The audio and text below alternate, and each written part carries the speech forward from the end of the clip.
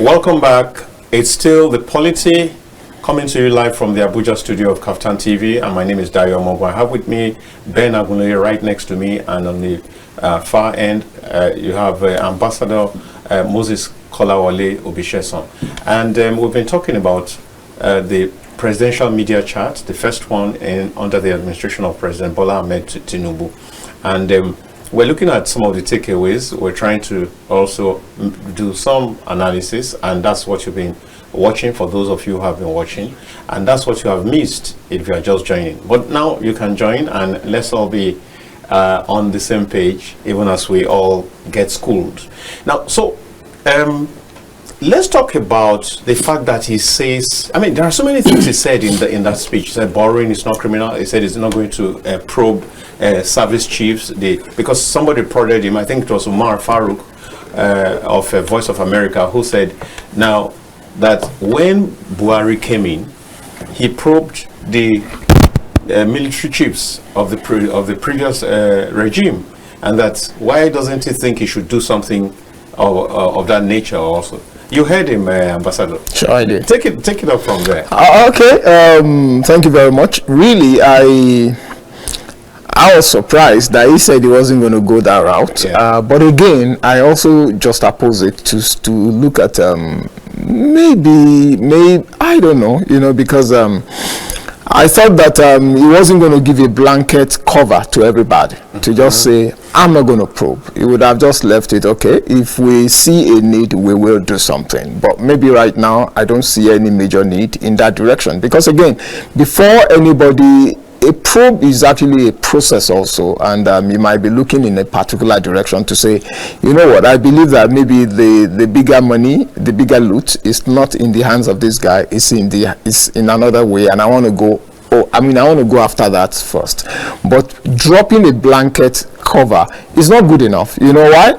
You don't want to set a precedence to say that if you've looted, you can go away. You don't want to say that, but you want to keep them constantly, on their toes to say, you know what, I have not checked and I have not seen much facts in that direction. If I see, I will. But for now, I have my job cut out to be able to actually, get things, get food on the tables of Nigerians.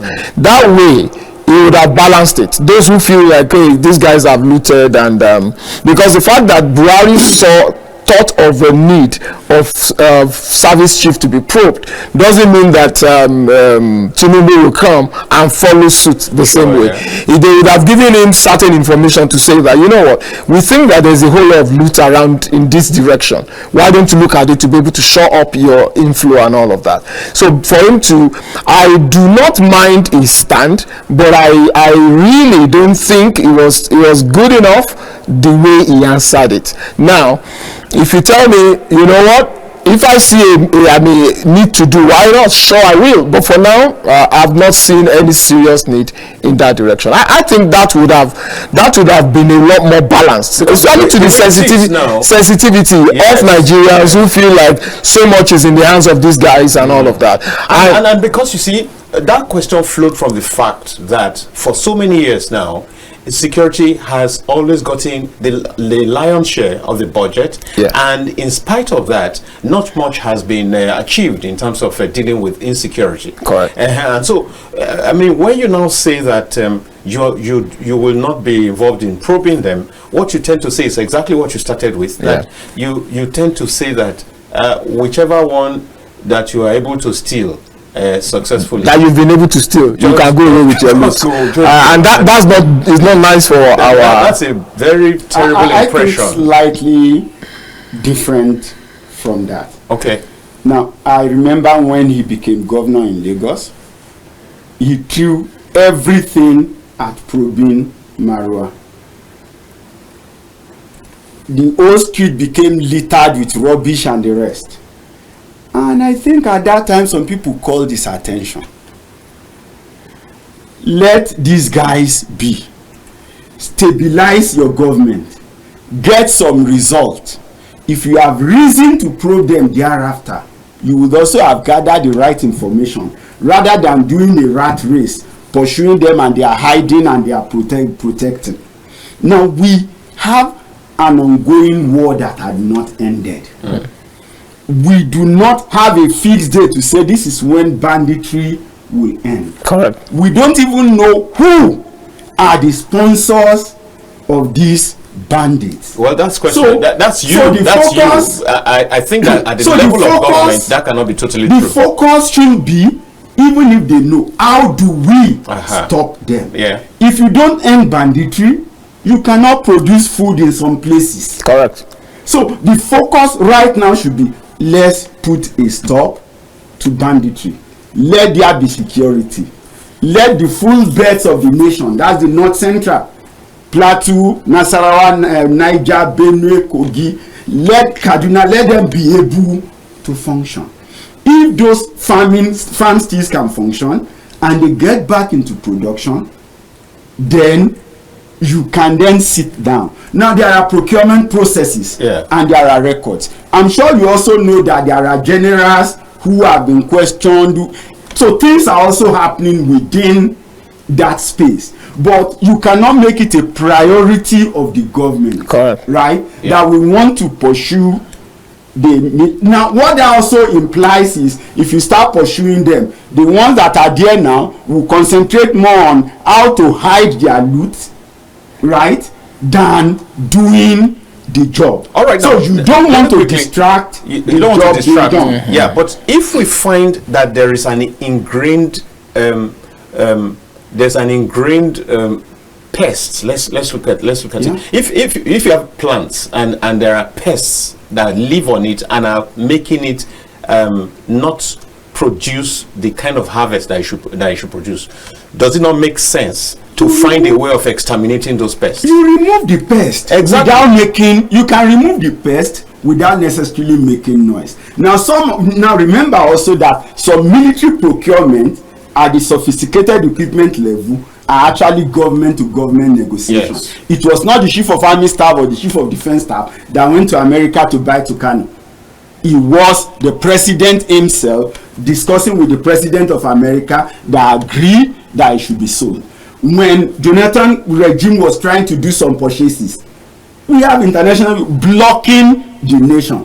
Right, at some point they decide to say, okay, let's ferry money through individuals outside the country and see if we could do, and we know the kind of bad names that created for the nation. So to a large extent, when we see the big money, how many of them went into procurement of fighter jets? Fighter jets, I don't think, is contracts you give to individuals, and to a large extent, some military hardwares should not also be contracts that we are giving to individuals. So it is between the Bureau for Public Procurement, the Ministry of Defense. There's a ministry in charge of that place that should ensure that processes and procedures are followed. When you now come to operational funds, that is also a different. I know that from time to time, brigade commanders and the rest can get questioned or court-martialed for what happens to operational funds. Now, I'm sure that you recall that some few years back, there was a clear, there was some information about, I think it was the chief of army staff at the time, where certain things were found in his house, in terms of currencies, in terms of jewelries, in terms of several other very the quantity and the costs really raised eyebrows. Now, as we speak, that case was suddenly abandoned. That's a clear case that can be followed up. It's already on the cards. So but when you now say, for example, that you are not probing, it tends to say even that one let me say something. And I don't think that's healthy. Let me say something here. Look, when Buhari came, do you know what he said? He said, I'm going to draw a line from the past corruption and he's going to start afresh. Was that what he did? He came in, he said, on the day of being sworn in, he said, I'm just going to forget about the past loot, but I will draw a line, nobody steal during my administration. That was what he did. Instantly as he came, he started probing anybody. The point I'm trying to say is that... The point you're trying to say he may have other... Yes, other reasons may now change whatever he's saying. But he's saying, as at now, I've not found enough reason to go in the direction of probing. Leave him, you've given him the job. You see, you can't also have all of the sticks in the fire at the same time. Look, he has enough on his hand. Look, he has said, look at this. Look, if you want to know where a man's heart is, look at even his budget. The biggest chunk goes to security and defense. Yeah. 4.8, 4.9 thereabout. Yeah. You know, that he wants to push in the defense. He's still telling us the war is still much here. The second, that this guy said infrastructure, he said, look, I want the road to be, I want the rail to be, I want the, I want the electricity infrastructure, I want the, all kinds of infrastructure that we are extremely backward of. I want to bring that to, I want education. I don't want to see, 13 million Nigerians, out of school children roaming the street. I want them to get skills. Because there are enough ways to get them in, to bring them in. He wants to focus on that. He wants to look at health. If this man says, this is what I want to look at in the next 1 year, I think it's for us to now channel our discourse around this so that we can get them right the most. All right. That for the anti-corruption, and he said each thing that is being done is actually tied into anti-corruption. Yeah. He said if I'm fighting this, it's against anti-corruption.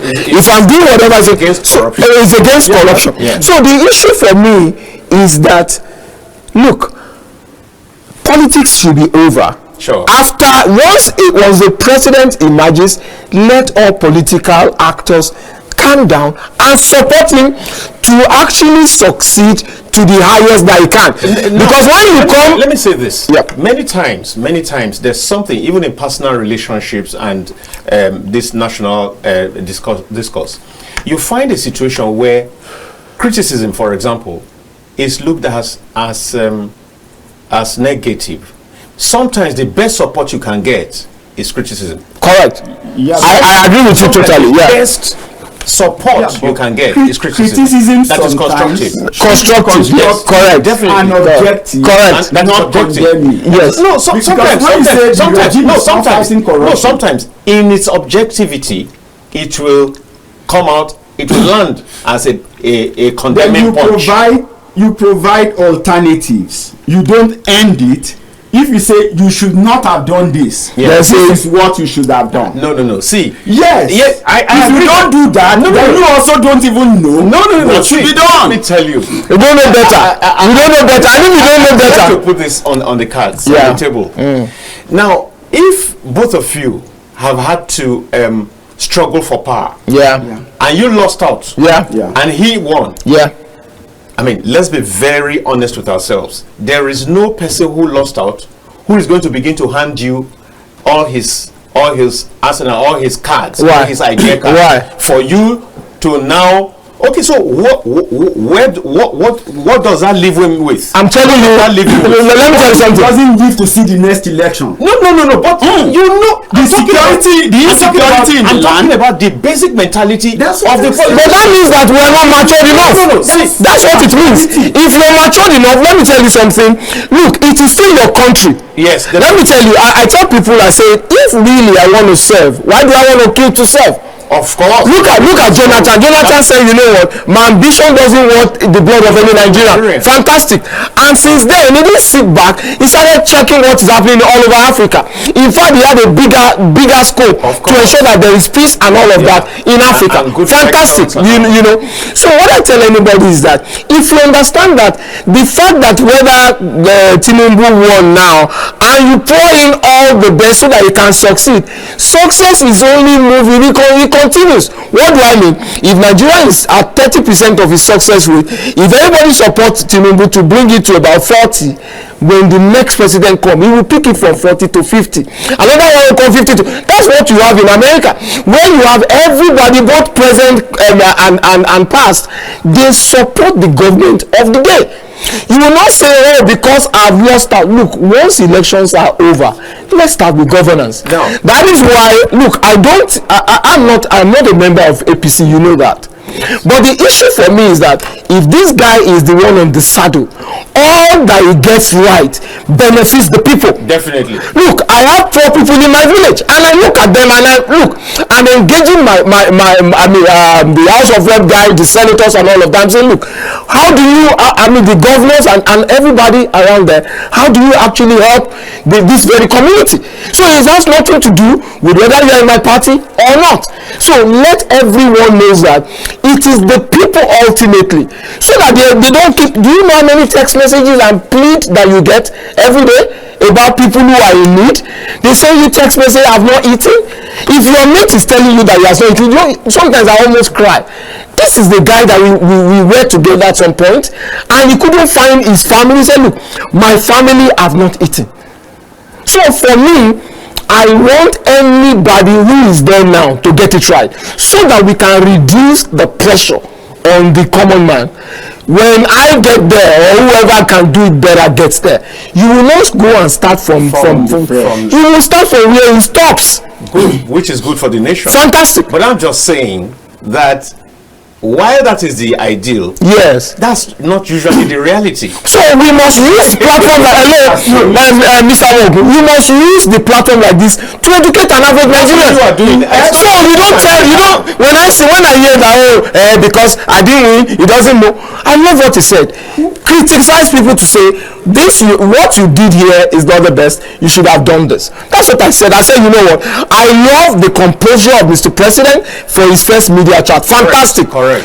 So you have to thumb up where you need to thumb up, but also thumb down where you need to thumb down. Correct. I said I do not believe that enough has been thought through in terms of handling the removal. Now let's go forward. Do you understand what I'm saying? So that we can. We don't have all the time. Now quickly, you find that talking about the mishaps in Ibadan, Anambra and Abuja, he was a bit hard on the organizers. He did say that it talks about a failure of the organization for those things to happen. In fact, he cited a personal testimony. 25 years he has been doing that in Bodilon, and such a thing has never happened. So, how do you see that? Well, for me, basically, you know, sometimes when things is still fresh like this, when things are still very fresh like this, people can really be a bit emotional. The heart behind it is fantastic. Let's be giving to our people. Let's be meeting needs and all that. Which is what you said. Yes, let's do that. But really, the truth also is that you must should I say you must prepare well. Because you also do not want your good intention to become to be terrible. Correct.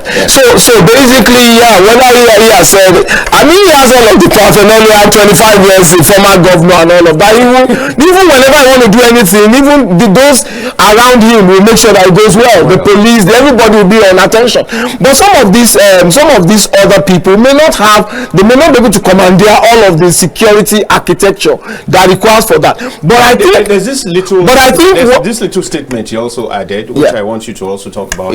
He did say that if you're not very well prepared, if you don't have more than enough, don't try that out. I don't think that should come, because again, having enough is relative. Maybe, in fact, you do know something. As I drive around a thing like this, I drive around. There's a place. Around Gwarimpa, where I stay. There's a place where you're driving out. You have a little cluster of beggars around there. So I usually have a few things, in plan. So I was actually giving out, but I was shocked the number of persons, whether from Bush, I don't know where they came out from.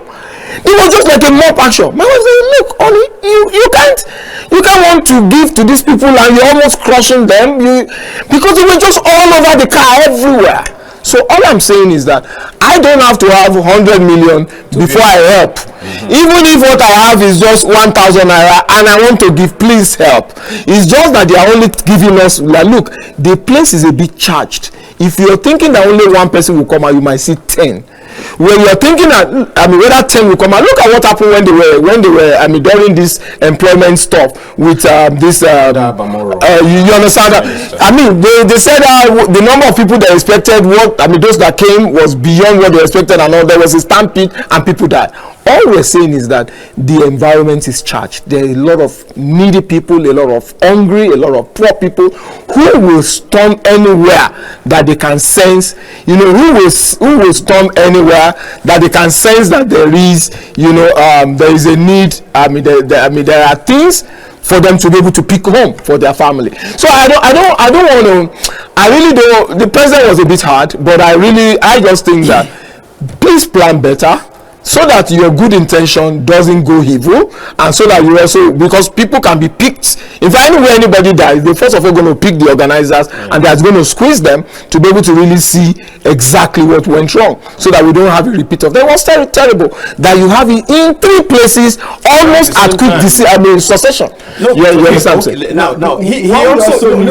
No. See, because I think the way the question was framed, it was to say, like, that is an indicator of the very deep poverty that is in the land. Correct. Do you agree? I do not agree with it. He said there is poverty in the land. There is hunger. Yes. But from even when we were children in the 70s, yes, I can tell you clearly that once there is anything that is free, there is greed. The greed for that which is free has always been there. So if you don't mount control, I saw stampede at birthday parties as children. Wow. You see people rushing. Eventually, sometimes nobody gets anything. The whole food is turned over. The cake is smashed because people.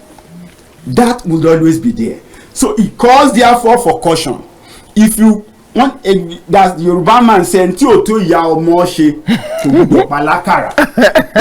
know you cannot feed 1,000, don't go to the press announcing. Send a personal invitation, or provide a process of registration. Correct. So that the first 100 people that register are the only 100 people that will attend the event. Correct. With their ticket. Correct. You should have a process of that selection. If you haven't gotten, but some people just for popularity's sake. No, even the Bible. No. I don't think we should dumb down the good. We've already thumbed up. The good is okay. Thumbs up. It's good that you are doing good. But we must ensure that it doesn't repeat itself. Agree. You must ensure there is control. Yes. You know that, like I told you, the federal government need to employ above 9,000 people to ensure that, look at what level you are getting the right information. Correct. And you are sending the right thing. It's part of organization. Yeah. You are ensuring that, okay, we have food for 5,000 people,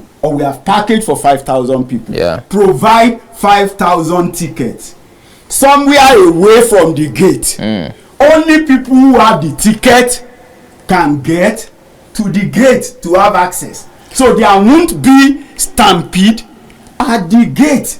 If you cannot get a ticket, you have to stay where the ticket is being issued, not rushing at the gate. So do you get what you're saying? So we can say, okay, across the road. I really think at the end it all boils down to organization. Poor organization. Correct. That's all. That's it. Because we found a situation. I read a report where mothers were throwing their children across the fence just to go and get food. In one instance, a child that was thrown, the mother said she thought that somebody will grab him. Nobody did, and the guy smashed his head and died on the spot. Wow. Yes, it was that bad. Now, so on that score, you would say that the kind of place that should have been chosen for that kind of place, for that kind of event, should be one that is properly fenced. That you can't do that. You can't throw any. It should be, the fence should be a lot higher, and then there should be several ways by which you would have ensured that the people are checked, properly checked in. For churches, it was a terrible thing. The fence should not be higher than 1 meter. I think there is such a law in Nigeria. I'm referring mainly in this context to the one that happened. And the one in Abuja is a church. It's a church. It's yes. Catholic church. Even the one in Anambra, it was a church. So So there are rules that also guide those things. Exactly. And they have a large enough compound. That church has a compound that can seat 10,000 elderly people. So people can also afford to be disordered. You go to wedding and you see people who want to collect 3-4. You go to a typical organization in Nigeria. Provide. I've seen a place where we did have 300 in the end, 500 bottles of drink have been taken and it didn't go. In the end, Ben. So is it still not correct to say are those not traits of poverty? No, they are greed. I'm telling you, because in those places, see, let me tell you, in one of the instances where I'm saying, I won't mention the place because some of them are highly placed, but some of these guys, not just that they have one car, some of them have 2 or 3 cars, and at the end, some of those who tell you the water did not go round, when they were leaving, they drank one, and when they were leaving, you saw them holding the other. Okay, so for me, it should have been that allow you to go around first. Then if you need an extra, it is not the issue that we had is purely organizational issue. Let me tell you, a wedding, you get into a wedding hall. If it's been planned properly to say that, look, you are in charge of 1, 2, 3 table, make sure that the water, the drink, the food is there. You, another usher, 1, 2, 3. You, another usher, 1, 2, 3. Each person can take care of each table. Sometimes you get even to a table, and I'm talking about it is not a wedding of the poor. Solid people, middle class, top, whatever. But you get right in there, the persons who are serving, there's nobody meant for any table, nobody, only just maybe the few VIPs. Every other person is left to their own whatever. And so you see the ushers carry the food and go pass you to whatever. So when you say greed, is basically organizational, because if you come and you know that, okay, I've dropped water, this is my table, hello guys, I'm in charge of these 5 tables and I'll take care of your food, your drink, your this, that. You'll be able to even know the eyes that look up, we've dropped any I mean whatever requires on these tables, ditto for whatever has happened. Though I'm not removing the side of greed, there is a side for greed, but greed can be checkmated. That is why Abiola said in his way, he said there is enough for our need, but there is not enough for our greed. Let's leave it there. Let's quickly talk about him saying, was it who put the question? That his cabinet seems larger than necessary. I've forgotten who did that now.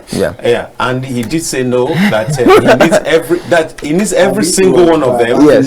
I think he told you.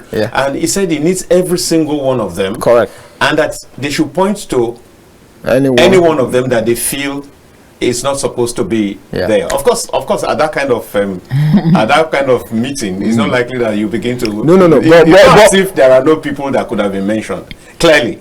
So, but what I tend to the point is, I disagree with you. I don't know whether anybody should have been mentioned. I don't know whether there's anybody. Maybe if they say, is there any of this ministry that could have been merged? That would be it. But if you say, if there any of this ministry that is not important, I don't know of that ministry. No. Is there any of these ministers who is not pulling his weight? Yeah, if you say any of this minister who is not pulling his weight, and he is saying, I know them, and I know that they are fit for the job. You see, I think we need to balance this. That even the president is Nigeria's employee. I think we need to correct. Yes. A situation where we think that he's the be all and everything. Correct. I think is wrong. That perception, that understanding is limited, because first of all, he also has to champion what exactly Nigerians want. Let me tell you something quickly. While he's the leader, he's been raised to be the leader in trust. I mean, he manages the resources of this nation and whatever in trust. Correct. So if he decides one day that okay, let's just clear some people, will it be right? No. Surely to not be right. So we must continually balance this. The fact that yes, we have given him a job, but if he begins to do something that we find contrary, like for example, if majority of Nigerians say we want a probe of the service chiefs, and he says he's not going to do a probe. That would be anti-people. No. Let me tell you. I'm just setting an example. Yeah, I get you. And I insist that we need to have that balance at all times. We need to have that understanding at the back of our minds that yes, he's the leader, but he leads based on the template that we've given him. Let me tell you something. So, Mr. Omoogun, first of all, you must know that majorities are not always right. Yeah, that's correct. I'm coming. The fact that maybe 90. But unfortunately, that's the weakness of democracy. Yes. So a leader understands that weakness very clearly, and he knows that, you know what, I must be able to actually take decisions for the people. That's why he's there. That is why he's called a leader. He takes decision on behalf of the people. Look, you submit your authority to him during election. When you say we've given you the mandate, that's why I say on your mandate we stand. Now, the issue there is that if he wants to lead by all they say, he will do nothing. No, he cannot lead I'm by coming. all this. He will not. Now, so he must be convinced about whatever he's doing. So what we should do is, that's what they say, let there be strong institution and not strong men. If there is an institution, it would have actually, for instance, our constitution simply just say, okay, you know what, you need to have at least one person from each state. That's 36. They could very easily also say that no state should have more than 2.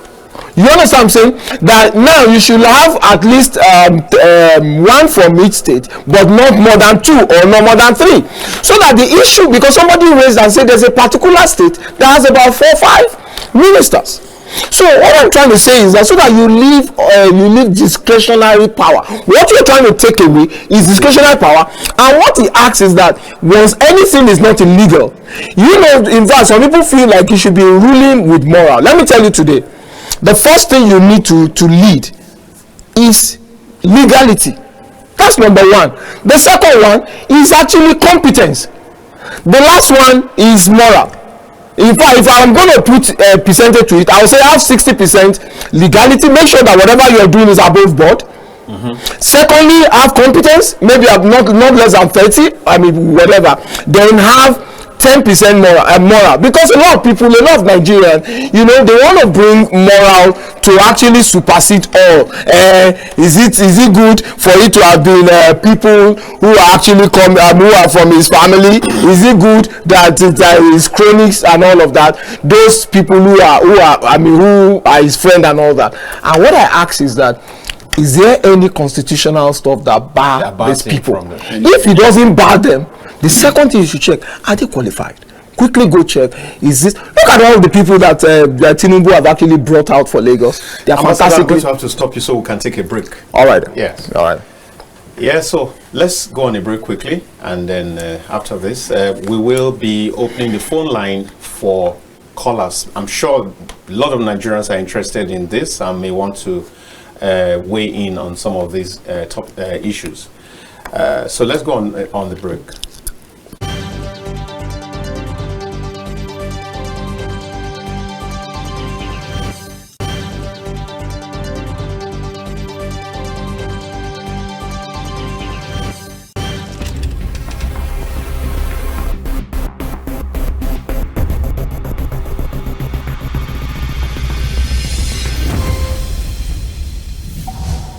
In the beginning, God created a beautiful world. 3, 2, 1. Action. And that's why, at KAFTAN Television, we imagine a beautiful world.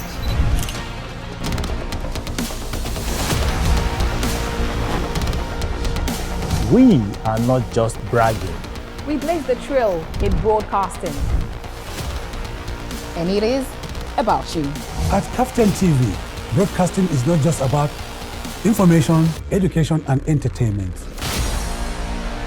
It's an aggregation of all you need to know in Nigeria and around the world to create signal. At KAFTAN Television, we have all it takes to be on top in broadcasting. Our mission is simple: to to project Africa in a truthful yet positive manner. Wait, we're coming to you in style. Here we are, starting for September. Look at what the facts are. And as you say on KAFTAN TV, imagine a beautiful world.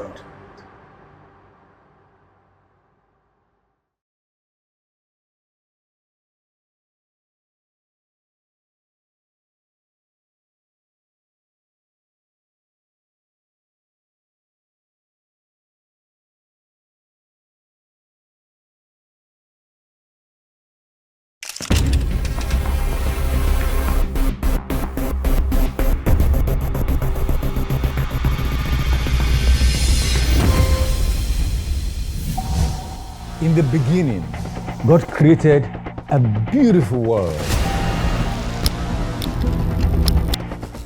3, 2, 1. Action. And that's why, at KAFTAN Television, we imagine a beautiful world.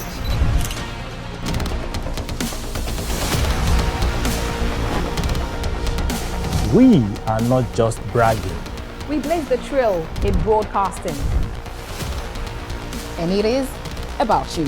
At KAFTAN TV, broadcasting is not just about information, education, and entertainment. It's an aggregation of all you need to know in Nigeria and around the world to create signal. At KAFTAN Television, we have all it takes to be on top in broadcasting. Our mission is simple: to project Africa in a truthful yet positive manner. Wait, we're coming to you in style. Here we are, starting for September. Look at what the facts are. And as you say on KAFTAN TV, imagine a beautiful world.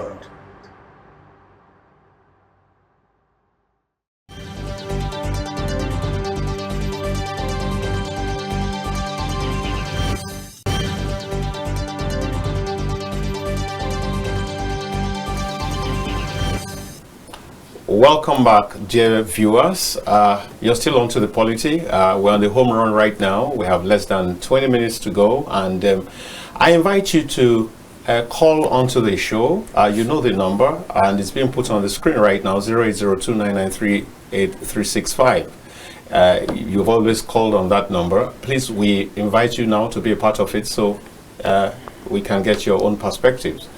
And so, we were talking about, before the break, we were talking about the cabinet of Mr. President, where one of the journalists asked him why it looked as if it's the biggest, even at a time when our resources are thinning and all that. So why not cut down? And he said no, that he needs every single one of them. Yeah? Well, I think that, number one, if we are talking about cutting down the cost of governance, for me, it's not just about cutting down the number of ministers. The truth is, what number of permanent secretaries do we have? What number of directors do we have? Are we not creating new universities every day? Does a minister spend more than what a university spends? Every new university that is created, there will sure be a vice chancellor. There will be board of governors all across. So if we're thinking about cutting down cost of governance, just like the president mentioned, we should be looking at efficiency and effectiveness. Correct. So what would be effective? Is it to continue to have a single minister of transport and aviation to take care of the airport, to take care of the sea sector, and then still be responsible for rail and road? While I want you not to lose sight of I think I have an issue with you comparing individual as a cost center compared to an organization. When you say universities not being set up every day, yes, and how do you want to do we have need for more than 100 universities in Nigeria? The answer is no. Egypt is bigger than us. They don't have that number that we have. You can, the land in the University of Ife, right, can house 100,000 students, in my opinion. So why are we not expanding the capacity base of those regional universities instead of creating 4 or 5 universities in the same state. What I'm saying is that as we are condemning appointment of having 48 ministers, yes, but we can afford to have 100 vice chancellors. We can afford no. So it's because when you look at the whole structure, was it not this House of Rep that was talking about a polytechnic where you have 113 staff and maybe 72 students? I don't know in which of the states of the federation that they are. No. So if we are talking about cost of governance, we should look at the other things. Correct. What are we doing with our funds? Yeah. Yes, as for the ministers, agreed. If we have effective public transport system and we have security in place and we have our facilities and infrastructure running right, I don't think that you buy 3-4 you don't want convoys, you don't want SUV convoys for ministers in Germany and in the UK. You don't. Even for parliamentarians. Why? Because those infrastructural facilities are already in place. I used to remember in those days, it was Ruben Famuyibo when he was campaigning for creation of Ekiti State and he wanted the capital in Ifaki. One of the excuses he gave in that advert was that, look, if you put the capital in Ifaki, everybody can wake up from their villages and resume to work and go back to their villages to sleep. That's so you won't even need to start building so much, wasting resources to build individual estates. All right, go on to. So to a large extent, therefore, the president said, okay, for me, I think that we need the ministries that have been created, but we should make them functional. We should be assessing them whether they are performing or not performing. Maybe as for the individuals that have been appointed, I have my own reservation. But the president have appointed them. He possibly gave them their terms of reference. He must have given them key performance indicators. And then it's possible that what I think should come first might not be his priority. Is it possible for those key performance indicators to only be visible to Mr. President? Well, it depends. Because, like I said, maybe now, I will take this from a football team. I've seen a situation where I think that a player was not doing well, but my coach was not going to remove him. We were in secondary school and we were losing the match. But he kept telling me Saka has to continue to be there, and he kept leaving him. And I thought there was a better left footer who could have replaced him. Then eventually he got me in. When you better but to replace someone else that was tired. Yeah, okay. And eventually it was that guy who scored 3 goals and delivered the pass that scored the 4th one to win that match. The Saka that you wanted to remove. The same guy I was thinking they should have removed. So when we now got on the way going, because I was the senior prefect, I think at the time, he now explained to me, because we were in a different vehicle from the other people. He now explained to me why he left him on the play. Saka. He said he knew him to be a 120-minute player. Okay. And every other person around more like before 60-70 minutes player. Yeah. That's so he need to look at who is tired to pull out. Okay. Not somebody who can run for 120 minutes. That's so he knew he could get a draw. Nigerians, please do call in. Let's have your take. All right. So for me, all I want to add to 08029938365, 08029938365, and they are winking at me and saying, "Slow down." 08029938365. Yeah. All right. So what I just want to add to what he has just said is that we also must be careful when you've given the president the job. Please let us access him holistically. Let us now start. Let not start micromanaging him. Micromanaging. You see, Nigerians, we've given him in the next less than 3 years' time. We're going to actually come back to judge him.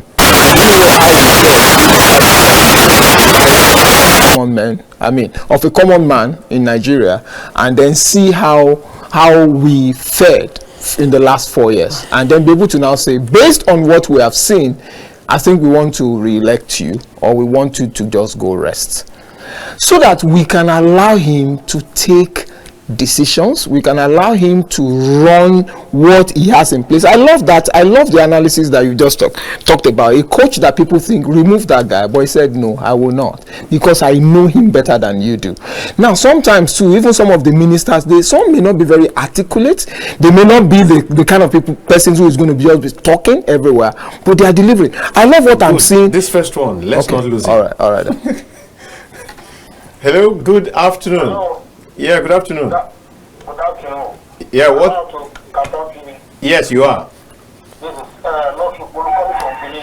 All right, go ahead, please. I guess you must move away from your TV set or put down the volume of this. I'm trying to bring it down to something. Okay now. All right, yeah. So I was opportunity to view the media chat with Agunloye and others. Right. With the president. Yes. To me, he hasn't said anything new that we've not had before. So I don't expect any magic as far as I'm concerned. Okay. Because going to 2 years now, I think it's enough for us to see if there will be any differences from what they've been doing from inception. But to me, I haven't seen anything different from what they've been doing from inception. And another thing that is a big challenge in this government is that they take care of themselves more, they feel for themselves more. They make a lot of noise, and as far as I'm concerned, and those noise are not really turned into actions in any way. In many areas, you look at their programs. Some of the things that we've always talked about in this government is that you try to do new things, and the old one that the previous government has been doing that didn't also go. You don't try to maintain them. Talking about the coastal road that is spending trillions of naira on, where we have various roads that are unpassable.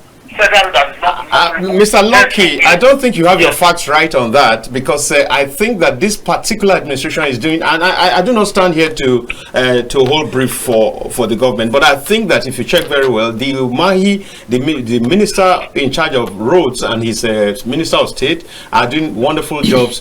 But the point is that you have a huge country, and you have paucity of funds. It's not good, and then construction is not something you can just breathe and say this road is constructed. It takes time and all that. So I think that on that particular score, it might not be very correct. We need the new ones, like you said. We also need the old ones. I know that several roads, internal roads, or how do you want to put them now, have been attended to. So again, this is just 18 months. What was not done in 12 years? I mean, there are roads. The Benin Abuja, luckily you are calling from Benin.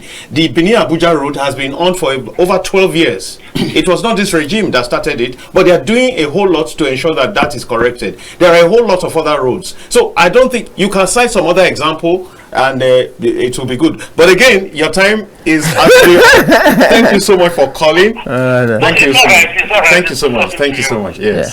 Yeah. So Lucky, well, that's his opinion. That as far as it's concerned, it's nothing fresh. And nothing so it's okay. It's okay that people can pick on it and be able to express their views. So please do call in, like Lucky did. All I'm just saying is that we must give the president a little time, and also I think responding now. I'm sorry, and this is one big friend of the house, Esodudu. Esodudu, you're welcome from Cross River State. I hope Cross River is doing great today. Cross River State is doing good, but we are actually suffering. Okay. Yes. Imagine a beautiful Nigeria with KAFTAN TV. And imagine a beautiful world.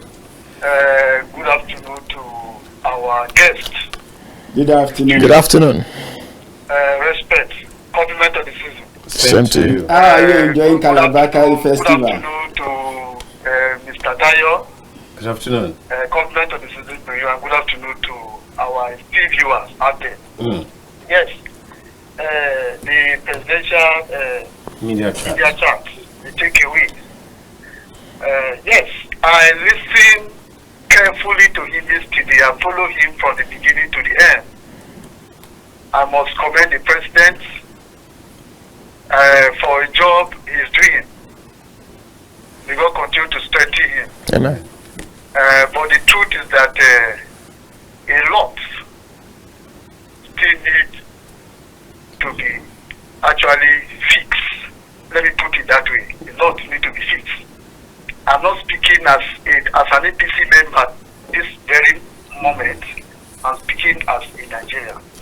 Now, so you quickly want to let us into one or two of those things that you think should be urgently fixed.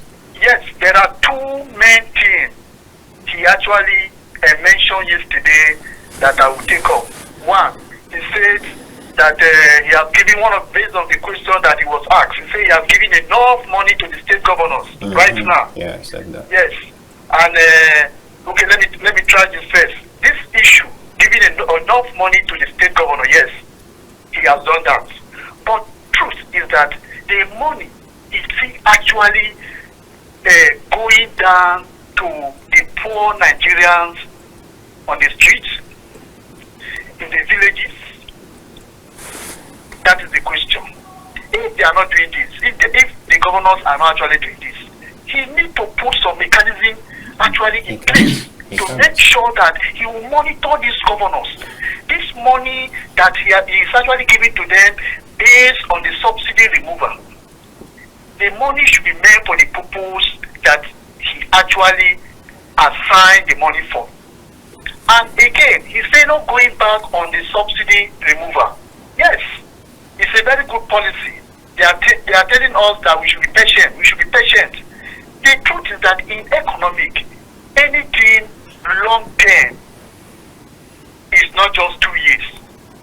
They are telling us to be patient. They are telling us to exercise patience with the government. But there is no way they are spending money. Even the quickest question, this same question was actually posed yesterday. They asked him, what are those things that is putting on ground to make sure that there will be cut in governance? At least there should be cut in governance so that we Nigerians should know that the government is serious. And again, lastly, there is no consolidation in the policies of the past government, most especially this issue of social investment. Very, very important. No. I think distribution of food. If you look at, we have things like agro. I was expecting this government to actually expand and strengthen this area of social investment to make sure that there will be availability of farm input for Nigeria to go to farm. Security should be put in place.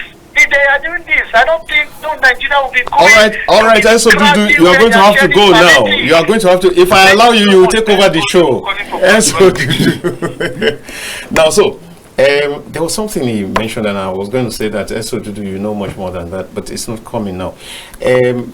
He has made his points. You probably want to respond to what he has said. Well, I think listening to the first, the guy from Benin talking about Coastal Road, I think that people should leave the issue of knocking what is important.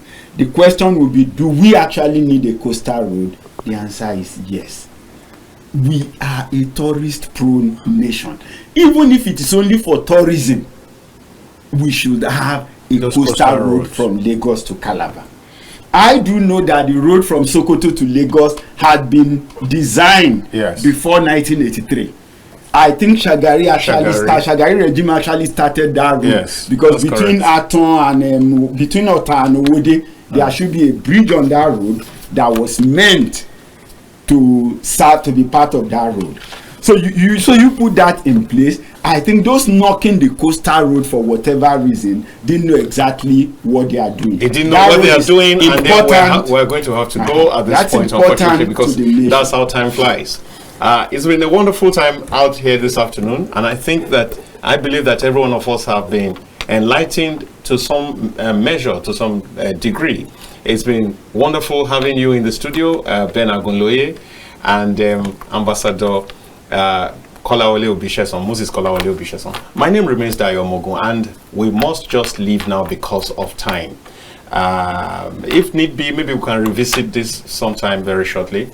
I must say thank you to my production team, and thank you to my esteemed viewers. Thank you for all those who tried to call but didn't get through, and thanks to you who made it just two. Thank you very much. We must leave now, and I say bye-bye.